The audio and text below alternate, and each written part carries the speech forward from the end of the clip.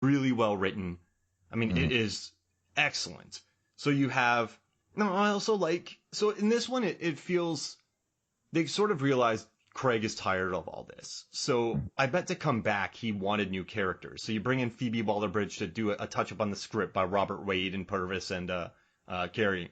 And then you bring in Leah Sado back as Madeline. You bring in Oscar winner Rami Malek. Naomi Harris is back. And then you have Lashana Lynch as Nomi, the new 007. And then you have Ana de Armas as Paloma. So I think, do you think they're stretching this out? They're kind of, they're lessening the load on Bond's shoulders in this one, and they are bringing in other characters who could spawn potential franchises? I mean, that's a possibility. I think Ana de Armas, for the most part, is just going to be a Bond girl, right? I mean, she might be like a strong Bond girl, but we've seen those in past installments. Like, I like Kirilenko in Quantum of Solace. She was the best part. She was just on her own side story. Right. Yeah. Yeah, and I think that happens. Like, I think they're like becoming more aware of that rather than just having a Bond girl. But like some people, even like Halle Berry in Die Another Day, like she was like a kick-ass Bond girl. You know what I mean?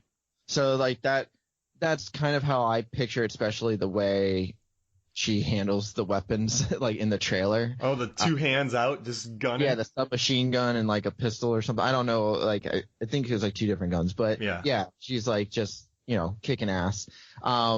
But I think introducing another 00 could potentially lead to something like that, where it's maybe a spinoff because, what's her name? Broccoli. Barbara Broccoli. Yeah. What's her name, Broccoli? Yeah, I can't remember her first name. I know Albert R. Broccoli, but she's the daughter or whatever. Just say it in a Sean Connery accent. Barbara Wait. How do you... Wait. Morning Penny. Barbara Broccoli. That was good. I have to say Moneypenny first to reset myself. That's how you get into the mood. I can never jump in just to Sean Connery. Oh, hello, morning. I gotta go, Morning Penny. Then I gotta go another one. But yeah. Hey, I mean, but yeah, she said that they weren't going to do, like a lot of people were upset saying that there was going to be a new, basically Bond, a new 00, and that they were going to take over for Craig. And a lot of people are upset that it was going to be a woman. But Barbara Broccoli was like, no, James Bond's always going to be a man, but that doesn't mean we're not going to have other characters. Like, obviously there's other 00s, so who cares if one of them's a female? Yeah, it blows my mind, right? Why not have a 0047 and just have some badass adventures with this person? Like, why not expand the world into this? It's that whole, like, people are upset, like, shoving SJW, like, oh, we have to meet the quota of, like, all that. And I get it, but I don't feel like this is, like, them trying to shove it down our throats, Like, this is just them saying, oh, there's other 00s. Why can't one of them be a black woman? Like, who cares? Who cares? And yeah. I think that's great. I remember, like, why not create new heroes? Why not make this franchise? I mean, Lashana Lynch was already in Captain Marvel. That made over $1 billion. She plays a fighter pilot in 2 movies now. So it's just, I guess the problem is this trailer is 2 minutes and 30 seconds and this movie's 2 hours and 40 minutes. So all these speculations. This is going to be the longest one, right? Yeah, it blows my mind. I got to say, when I saw the running time, and I'm never one to begrudge a running time, like maybe it's more awesomeness, right? Maybe it's just more cool stuff we'll see on screen. But since I podcast and write so much and have to watch so many movies for research, when I see a 90-minute movie, I'm very pleased. Yeah. And I saw it and I was like, wow. I mean, that's just, so that worries me, right? Because if it was 2 hours with all these characters, I'd be worried too, because you're stuffing them in. But it seems like there's a lot. There's going to be a lot. I think they're trying to make it like an epic. I think they're trying to make it like, because they know that this is the last time that Craig's going to be doing it. They're trying to, like you said, like they're introducing some more characters. They're probably going to give more screen time to these characters. I think they're trying to make it this like epic James, but again, they're going maybe too big. Like they've been doing that with all these movies now, like ever since, like really, like especially with Skyfall, because it broke all those records and made over $1 billion or whatever it was. Now they're just putting all this money into it. But the problem was with Spectre, they just didn't really have the script Like, I mean, I think it falls flat with like the script. It just feels a little bit bloated, and like even the action scenes and stuff weren't anything to write home about with Spectre. Like they were all done before. And what Christoph Waltz, he draws all the faces on he makes homemade signs for Bond. Yeah. And that kind of stuff. I mean, it looks great. I like the scene where Bond and Madeline get dropped off in the middle of the desert, and they're just standing there looking amazing in tailored clothes. Those are my favorite parts of Spectre, actually. Just I don't know. But I want to run another thing by you. So Skyfall, right? In Skyfall, you have the big dirt bike chase. You have the train chase. You have Bond falling off of a bridge. The opening of this is Bond on a bridge, dunking down behind this concrete barrier, a car running over him, and then him jumping off a bridge and whapping into it. It seems very... There are shades of Skyfall in this opening, I would say. Yeah, I think that they're probably going to try for more of a Skyfall approach rather than... That's why, like, because Skyfall actually did, for the most part, kind of break the mold of, like it didn't have a traditional Bond girl, right? Yeah. It didn't have... It was very, like, M-centric, right? It was a little bit more slow-moving, I think. In general, we got a lot more backstory with Bond. They were trying something different, so I think that's what they're kind of doing. See, that was my problem with Spectre. Is after Skyfall, they do Spectre, and Spectre now feels like a traditional Bond movie. Like they went right back to the traditional Bond movie, but they didn't really like implement anything new. Like you had a car chase, but it wasn't really that exciting of a car chase. Yeah, the train fight. Yeah, the train even that fight. Exciting. Yeah, it was like just watching From Russia with Love, but even that fight was better in From Russia with Love. There wasn't like a lot to it, right? So now I feel like now they're trying to reverse that, like what they did with Spectre, and do like something different again. And maybe they'll still keep. Obviously, they got the car, the Goldfinger car, the DB Martin or whatever. Yeah, flying around murdering people, and you got the appearance of the Aston Martin Valhalla. That's supposed to just do a brief moment in this movie. It's weird. You know, with the Craig movies, the continuity is like really weird. Oh, yeah. Wrong. Like it doesn't, none of it really adds up in the right way. Like because like one of the, I don't even know how to start the sentence, but like hot beer.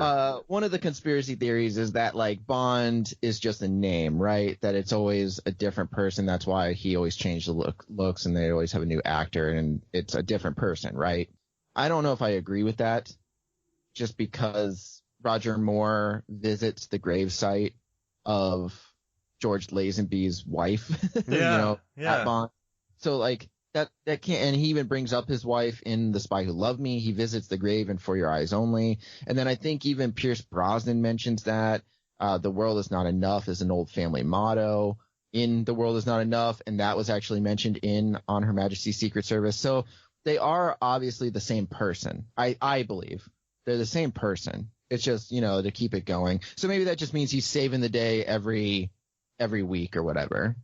It's like 24 for him.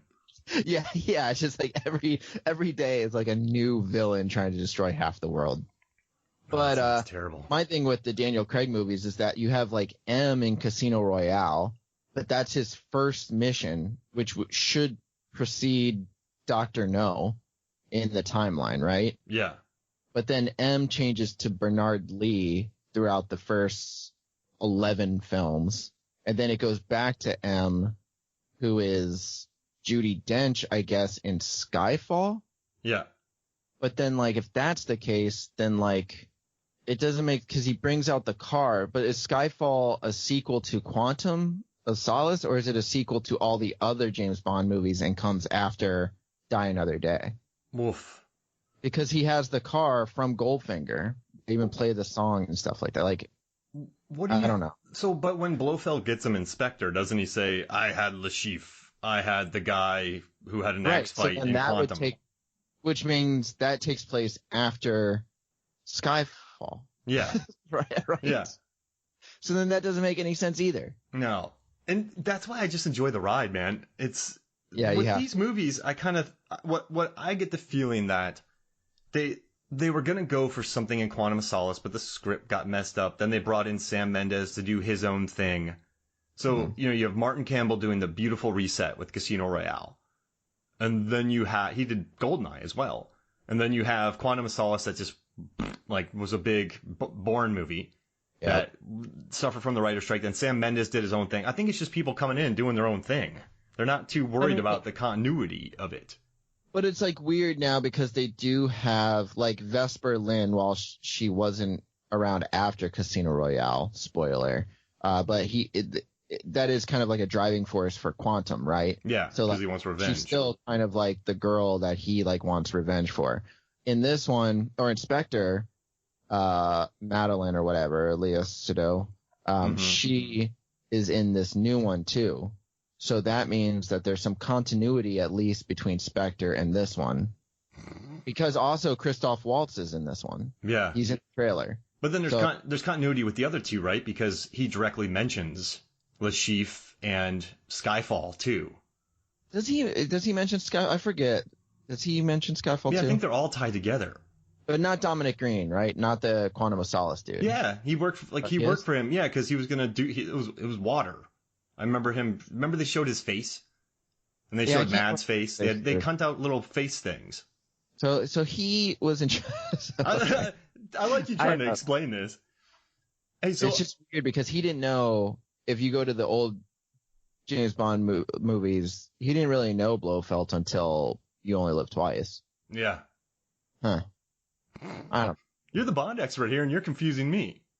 It's just weird because I'm trying to figure out there really is no you can't watch them in a certain order to get the whole story because the story changes. Yeah. No, that's why I don't even try. I just get my popcorn and I watch it and I enjoy them. Yeah. I mean, I don't care too much. What do you think about the folding plane? That seems so. If we think about this iteration of Daniel Craig, he hasn't had that many gadgets. In Casino Royale, he had the defibrillator in the car. Oh, yeah. And he was just more of a tank. And then you think about the other movies, he had just stock watches or explosive stuff like that. But in this one, he's a folding plane that becomes a submarine, which is very it brought back the Spy Who Loved Me type. And that seems more fun, right? Do you think this one might maybe enjoy itself a little bit more? I mean, I love the look of Spectre, but it didn't enjoy itself. Do you think this one, from what we've seen, will enjoy itself a little bit more? I think even Skyfall didn't really have that necessarily goofiness to it. I mean, I guess it did a little bit with the Komodo dragon death and stuff. Spectre didn't.